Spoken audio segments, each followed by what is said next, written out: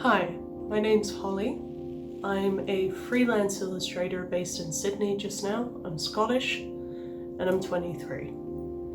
If you aren't aware of the kind of stuff that I tend to draw, which I'm sure you probably aren't, I'm gonna pop up some images here. Ooh, really cool, wow! That sort of stuff. I tend to draw a lot of animals. Everything that I do draw starts off like this.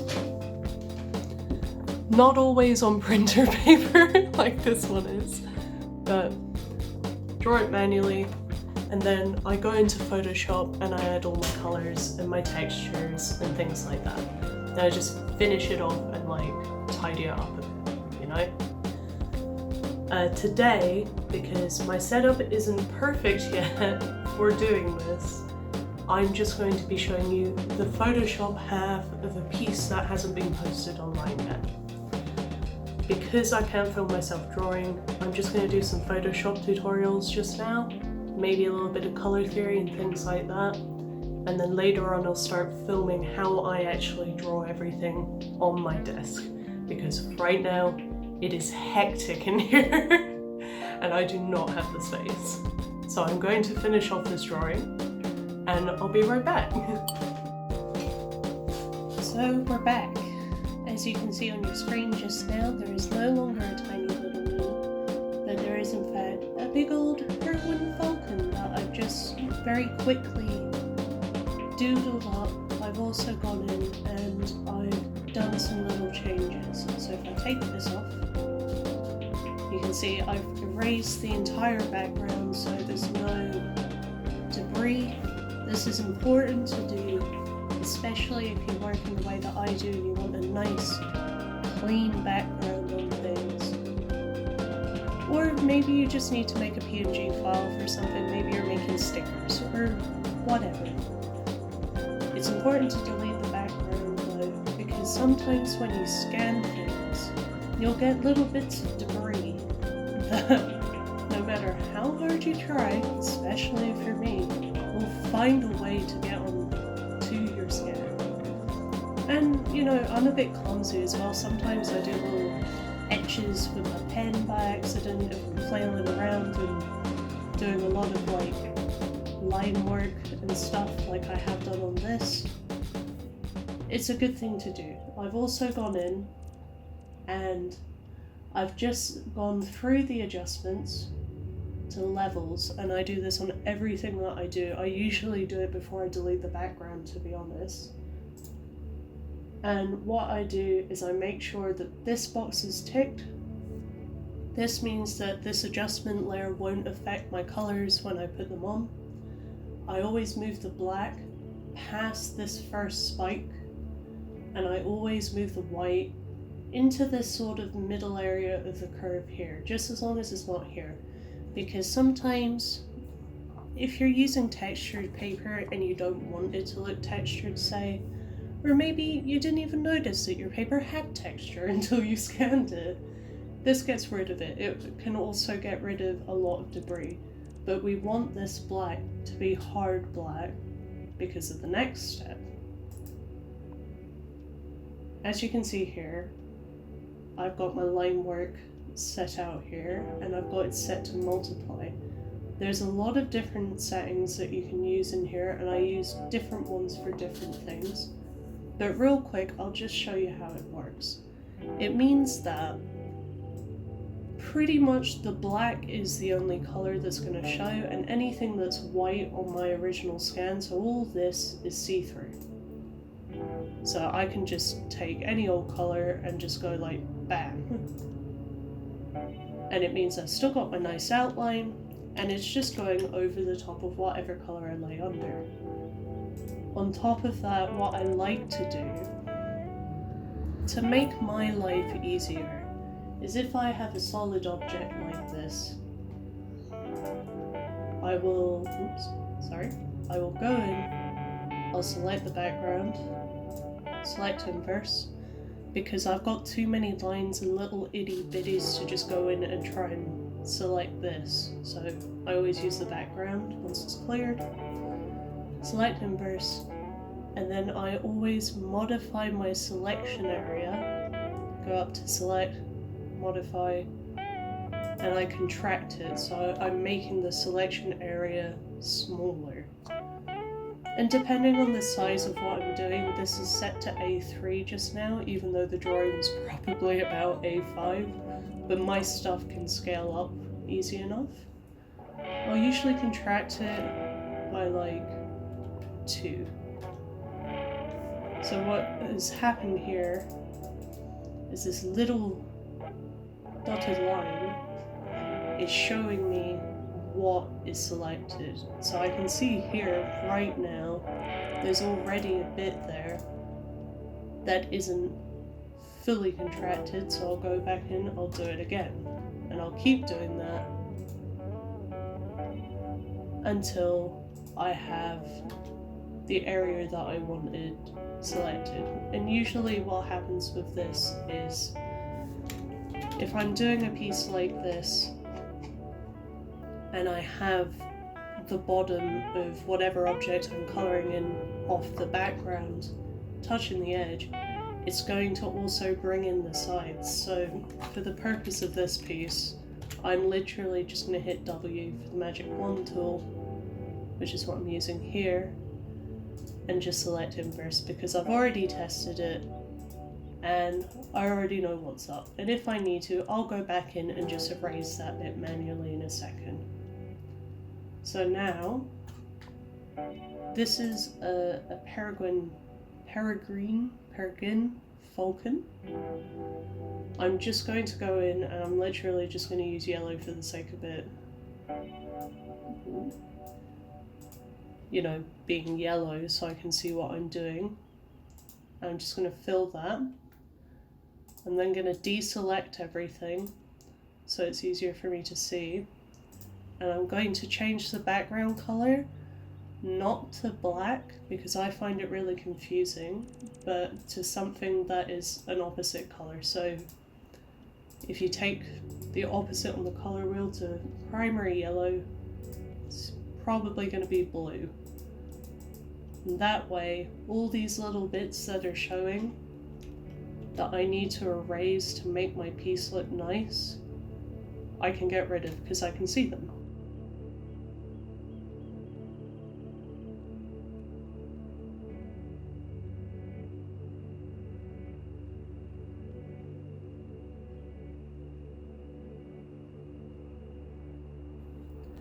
Okay, so what we have here now is something that I like to call a base layer. Some people call it a template layer. To be honest, it's just a colored layer within your outline that you know has no clipped edges. This is a really nice, easy, guilty pleasure thing for me to draw. So there's loads of smooth edges, so it's really not that much of a hassle to go around and do. I do recommend, no matter what you're drawing, that you do take the time to go around and make sure that your edges are neat before you start colouring in, because if you're like me and maybe you use 10 to 40 different layers for colours just so you can build it up, you're going to need to make sure those edges are clean, otherwise it's going to be a nightmare to do later. It's easier to just do now, so that if there is a ghost pixel or two that you've missed, it's not the end of the world. So now what I'm going to do is I'm just going to show you my reference image. It's this little guy, he's very cute. I just did the top half today because I don't have a lot of time to draw today. And sometimes I'll just import, and you can literally just use the colors straight off the photo. So say if I wanted to do that, I could, without showing you all my tat in my folders, do not judge me. Pardon the mess in here, this is just a general dump of like all my reference images, everything. But say I had, I don't know what this image is actually. Okay, let's just use this for an example. Say I wanted to color this falcon in the same way as this blue tit. Say I wanted to take this yellow. What I can do is I can click on my color picker and use the eyedropper tool and literally take that color off and then start using my brush to be like, ooh, like so. But we're not going to do that today. I'm just going to improvise the colors myself because I feel like it will tie in more with my style. It gives me a little bit more creative freedom than just going in and doing it willy-nilly. So I'm going to start off with, probably going to do like the base color here, which is this sort of, it's almost like a peach. It's a bit more golden. So I'm going to make it a little brighter, maybe go for this sort of color. I'm just going to go in, I'm literally, this is why we made this base, by the way. Selecting that, going back to this, and I can just splodge the colors on without having to worry about the outlines. I'm not going to be too fussy about the black just now, because this layer is going to be underneath all those layers. We're going to paint on top with black later. So there's not much point in worrying about it. Now we have that. I'm not going to bother naming my layers just now for the sake of speed. And I kind of know what I'm looking for. So we have these colors. I'm going to make a shadow color so that the bottom here is almost in a gradient. And what I'm going to do is I'm actually going to move the colors around a bit here. See how I've got this current color set? I'm going to use something like a dark green. The reason I'm doing this is because you can literally just go in and choose the lighter version of this color, and sometimes that works, but I think I've found recently particularly that if you mix in a couple of different colors, it creates a more interesting gradient to your work, and it sort of gives a more natural feel to whatever you're drawing. Now that we have that, I think I'm going to go in and literally just chuck on some white, or well, what's going to be my replicant white. For this, I'm actually going to just stay here because it's very similar sort of peachy tones up top. Literally just gonna go bam, like that. So now we've got three completely different colors. Nice light peach, our middle tone, and then our shadow tone. What I do after I've done that usually is I'm looking at this just now as a whole. I like how these two interact. This is a bit too green. So I'll go in and I'll take my shadow layer and I'll make it see-through by turning down the opacity. And what that does is it just sort of automatically blends two colors together. So I still have that sort of interesting mix of green and orange, two contrasting colors to create a shadow and a highlight, but it makes more sense visually now. I'm going to go in and block out this dark blue area now, just with a hard color, and then I'll come back and show you a similar thing, but with how to shape blue.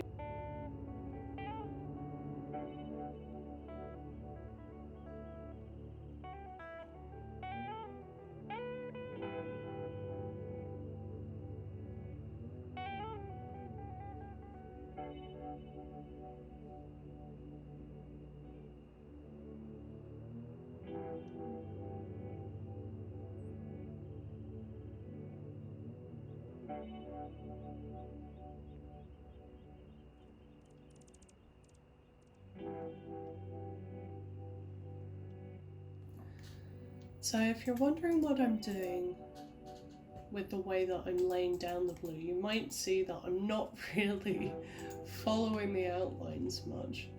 This is purely because I don't have the patience to go around each little individual bit 2 or 3 times if I miss corners. By just laying down the color as quickly as possible, it allows me to edit quicker, because you might go around with the paintbrush and perfectly get every little bit first try. I'm not that person. I find that if I just get the color down where it needs to be and overlap it in places if necessary, then I can go back in and just rub it out like I'm doing just now, much neater. It also means that I tend to not miss areas as much that need color, or miss the edges, or, you know, tiny little itty bitty things that to anyone else, and probably at print size, no one would notice. I go out of my way to make sure that those are all clean, because otherwise, when you upload them online and stuff, people can zoom in on that shit, you know? And I like to be able to feel a certain level of satisfaction within my own OCD for my artwork, of knowing that it is as good as it can be. And it's just like colouring it inside the lines and then rubbing stuff out. You know, you make a mistake, you rub it out, you do it again. Except with Photoshop, it's a lot quicker than doing it manually.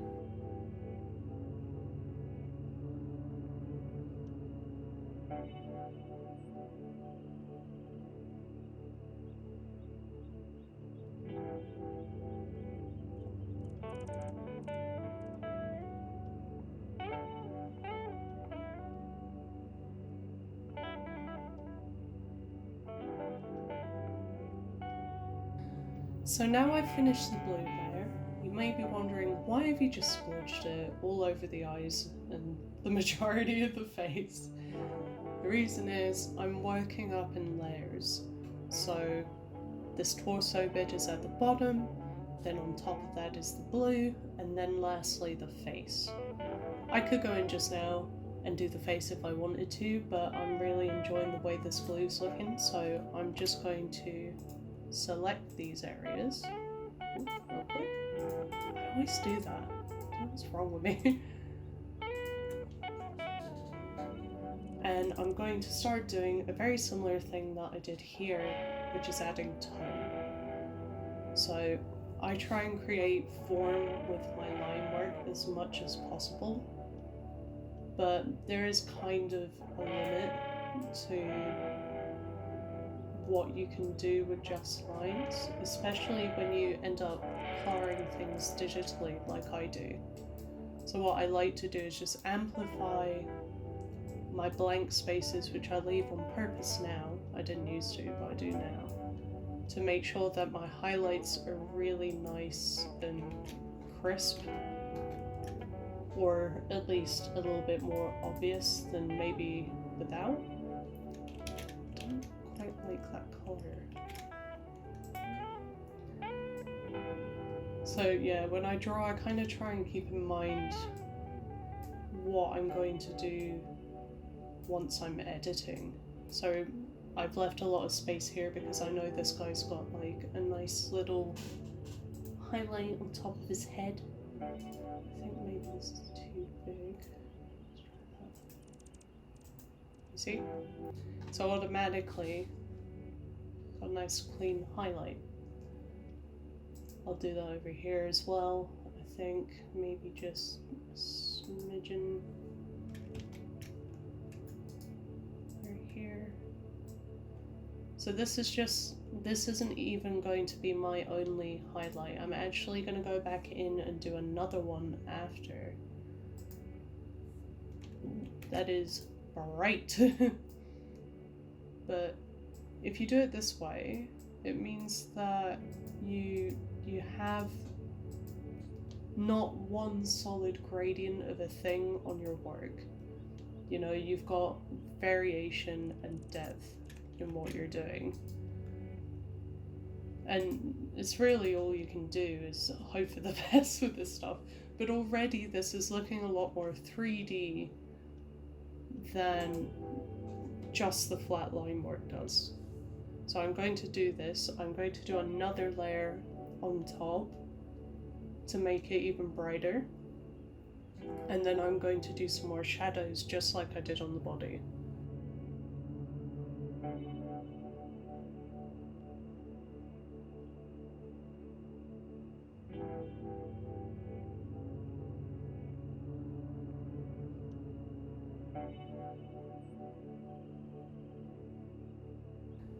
So now that I have finished the blue layer, it's looking nice, you know, it's got a lot of depth to it. I used a deep bluey purple for the shadows, and I really like it because I try to avoid using pure black like this in my artwork if I can, because what's the point in doing all this nice line work and whatnot for no one to see it, you know?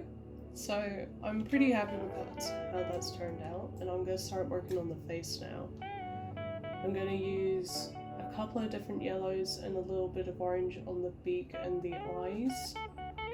And when I come back, I'm going to show you how I do beaks, because I have a very particular way in my style that I like to do them, to make them almost metally.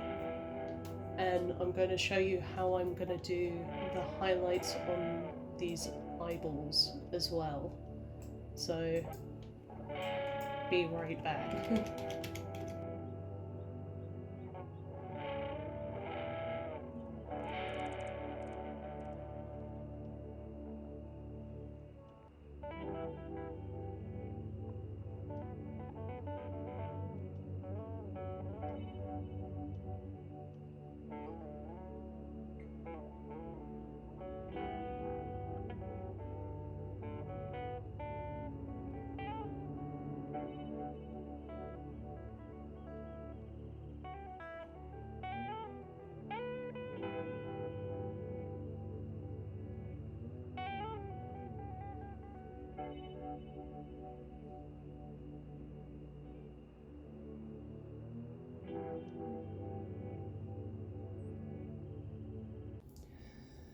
So what I've done now, because I want this piece to look like it's all one thing, it's not like a bunch of stuff glued to a bird shape, is I like to keep my colours somewhat consistent. So this beak looks hella crazy right now, I know that, but it's because we're going to overlap this bit with all these blues and stuff.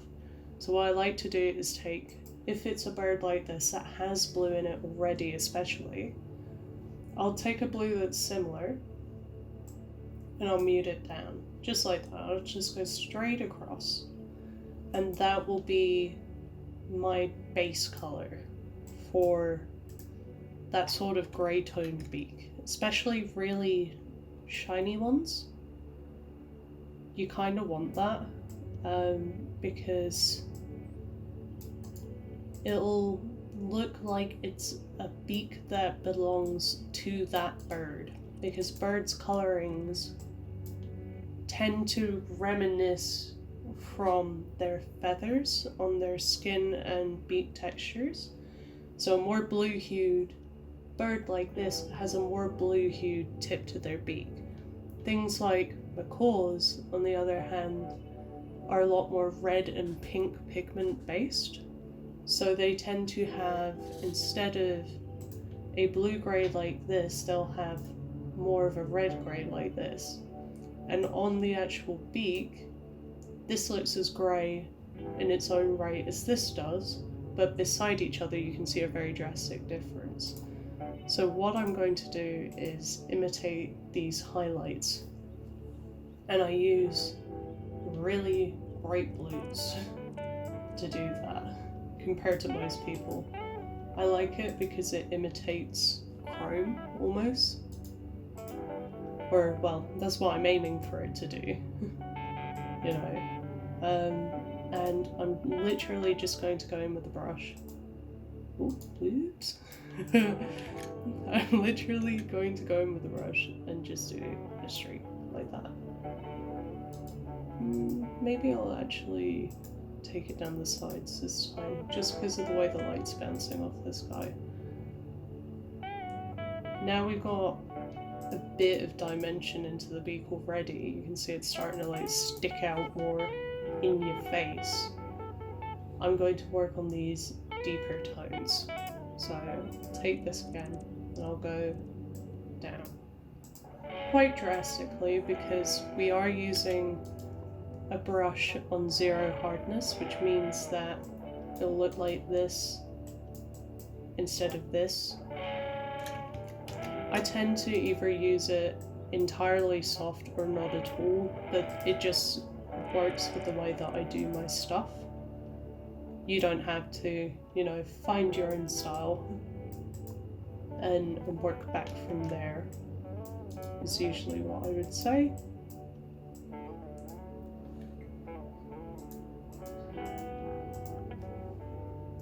So already this is starting to look closer to this guy's beak. I'm not trying to make it look realistic.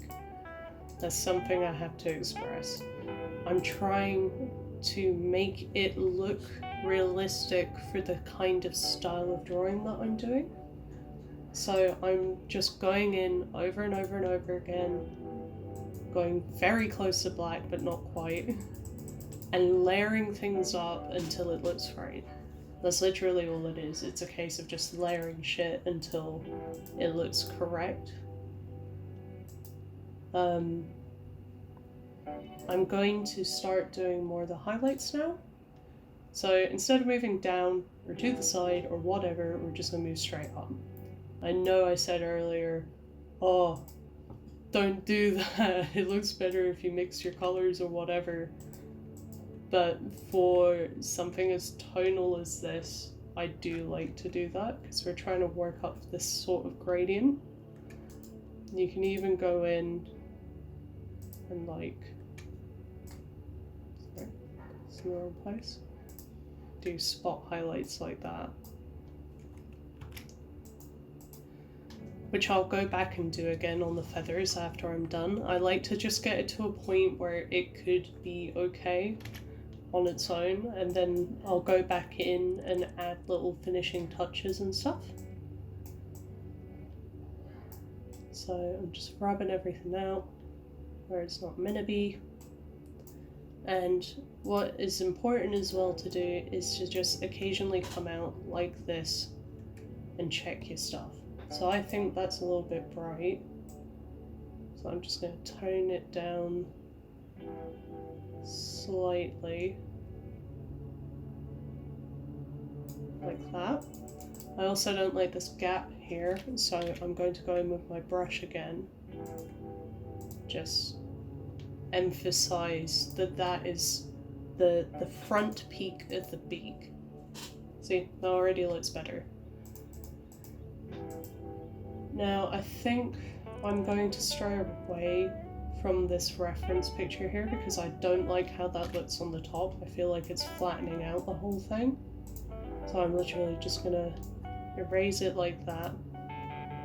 And I'm going to go onto one of my deeper layers. Yeah, let's take that one. I'm actually going to do the opposite, purely because this is just a reference photo. I don't have to do... Actually, I'm going to go on top there. This is just a reference photo. I don't have to mimic it exactly, but I think for the purpose of mimicking a beak in this video, I chose my first video to show you guys this, by the way, and I really shouldn't have, but you know, it's something that I do a lot. just going in and getting rid of all the crap we don't want. And I think that already looks better than some of the other versions we've had so far. Turn it down a bit. There you have it, you've already got a beak. And there's things you can do to make the blend softer that I'm going to go back in and do later. But for now, I'm going to go start on the eyes. So I'm going to block down a colour and I'm going to show you how I do reflection, sort of prettiness like that. I'm going to start on his eyeball. He's got some really pretty reflections here, and I'm going to see if I can, in my own way, mimic those without, you know, going too far from my own style, because I'm not trying to duplicate this photo. It was literally one of 2 photo references that I used for this to make this image, you know, so it's not my priority to make it look exactly the same. What I want is for it to look nice, you know. I'm using like a lilac-y blue just now, and what I'm doing is I'm just trying to mimic a round shape within his eyeball, because he's got big old bulgy eyeballs. If I did it straight like this, it's going to flatten his eyeball and it'll actually make it look like his eyeballs are sat further back in his head. But by going like this instead, it creates the idea of light bouncing off a spherical shape. So that's kind of what I'm doing just now. Already that looks better. I'm actually really happy with that. So usually when I do this, I'll do it full opacity just to see where it needs to go. And then I'll lighten it. So maybe here. Oh balls, have I done that on the wrong layer? I have. This, boys and girls, is a learning moment for you all. I am so bad for this. I do this all the time. I always forget to add a new layer before I start doing stuff. Ah! I do this so much. It's probably my biggest flaw, is accidentally drawing on top of the same layer. But because I know it looks okay, I can go back in and redo it. I'm actually going to leave that little gap in there. I think that actually looks better. Hooray, things are working out. So that should look about the same. Yeah. So, I was wondering why the eyeballs were starting to go see-through there. Because the base layer underneath it is blue, because of it being the blacky blue parts, I didn't realise. Oh man, that would have been bad. That would have buggered up so many things for me, eh? I'm going in again. So I know this colour is already set to this.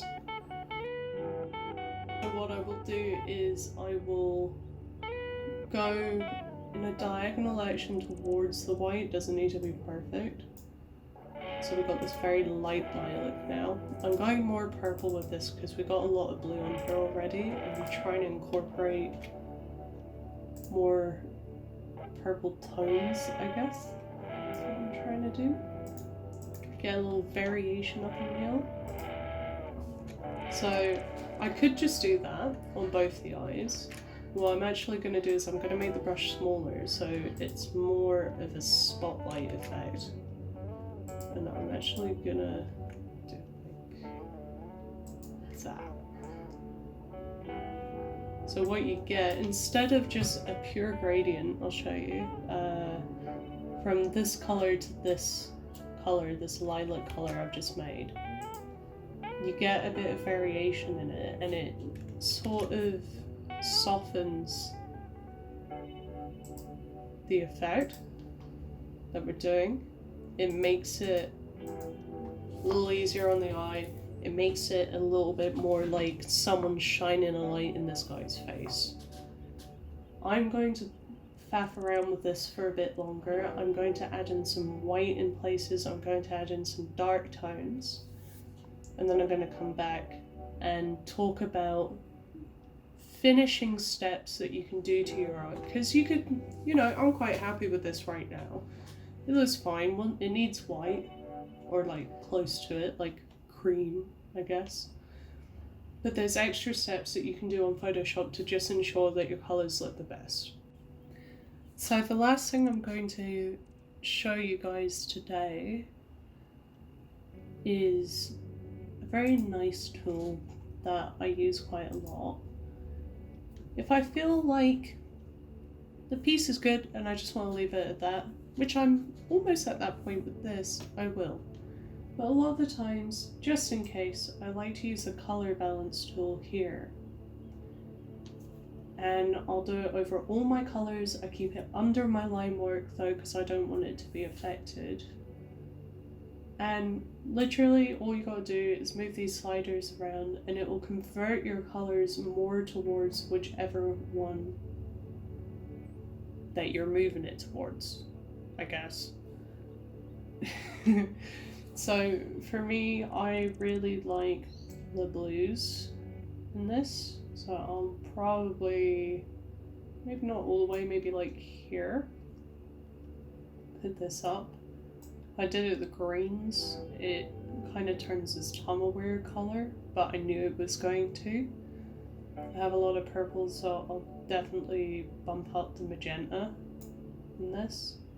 And the background is red.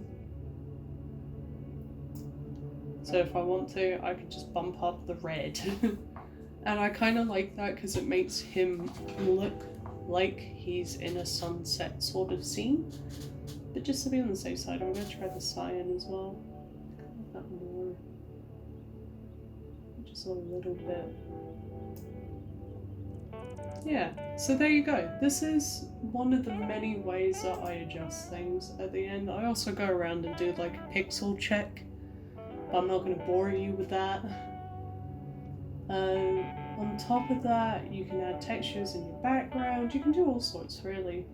But I'm really happy with how this is, so I'm going to leave it at that.